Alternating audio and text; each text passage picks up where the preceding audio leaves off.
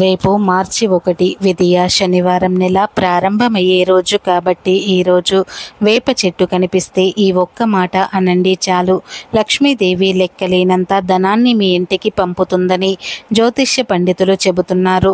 వేప చెట్టు మనకు ఎక్కడ పడితే అక్కడే కనిపిస్తూ ఉంటుంది. మన హిందూ సాంప్రదాయం ప్రకారం ఎన్నో వృక్షాలను దైవ సమానంగా భావిస్తాము. ఆ విధంగానే దైవ సమానంగా భావించిన వృక్షాలకు పెద్ద ఎత్తున పూజలు నిర్వహిస్తూ ఉంటారు.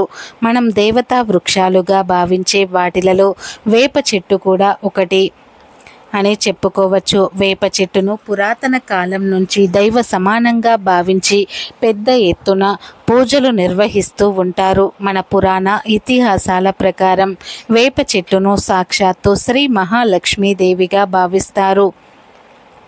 గాలిని శుభ్రపరిచే గుణం వేపకు కలదు. ఈ చెట్టును మిగతా చెట్ల కంటే ఎక్కువ ప్రాణవాయువును వదులుతుంది. వేప చెట్టు చాలా పవిత్రమైనది.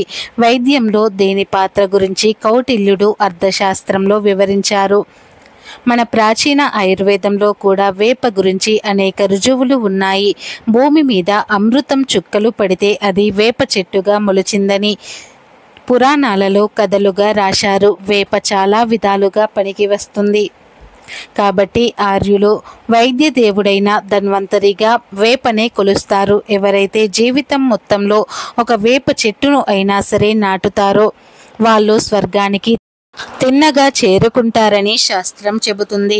ఆరోగ్యపరంగా వేప చాలా మేలు చేస్తుంది. అందుకే మన దేశంలో ఉగాది పండుగ రోజున వేప పువ్వును పచ్చడి చేసి తప్పకుండా తింటూ ఉంటారు. సంవత్సరానికి ఒకసారి అయినా వేప పువ్వు తింటే చాలా ఆరోగ్యంగా కలుగుతుంది. నమ్మకం అలవాటుగా మారింది. అశోక చక్రవర్తి చింతమధుకర చెట్లతో పాటు రోడ్ల మీద వెంబట నీడ కోసం వేప చెట్లను కూడా నాటించాడు. ఇప్పటికీ నీడ కోసం వేపను పెంచడానికి అందరూ ఇష్టపడతారు.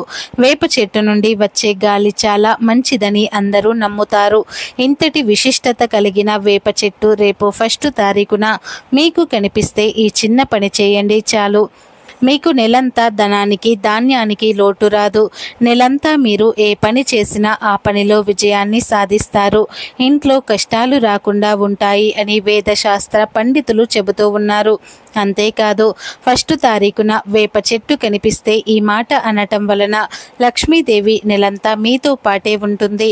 నెలంతా మిమ్మల్ని కాపాడుతూ ఉంటుంది. లక్షలు కాదు కోట్ల రూపాయల విలువైన సంపదలు వస్తాయి అని పెద్దలు అంటూ ఉన్నారు. మరి 1 తారీఖున వేప చెట్టు కనిపిస్తే ఏం చేయాలి? ఏ మాట అనుకుంటే నెలంతా లక్ష్మీదేవి మీతో పాటు ఉండిపోతుంది అనే విషయాన్ని ఇప్పుడు మనం ఈ వీడియోలో వివరంగా తెలుసుకుందాం. ఇక వీడియోలోకి వస్తే నెలంతా లక్ష్మీదేవి మీకు తోడుగా ఉండి మీకు సకల సంపదలను ప్రసాదించాలి అంటే 1 తారీఖున వేప చెట్టు కనిపిస్తే ఈ ఒక్క మాట అనండి చాలు అని జ్యోతిష్య పండితులు చెబుతూ ఉన్నారు. మరి ఆ మాట ఏమిటి అంటే ఓం సర్వబాధ వినిర్ముక్తో ధనధాన్య సుతాన్విత మనుష్యో మత ప్రసాదైన భవిష్యతి నా సంశయ. ఓం.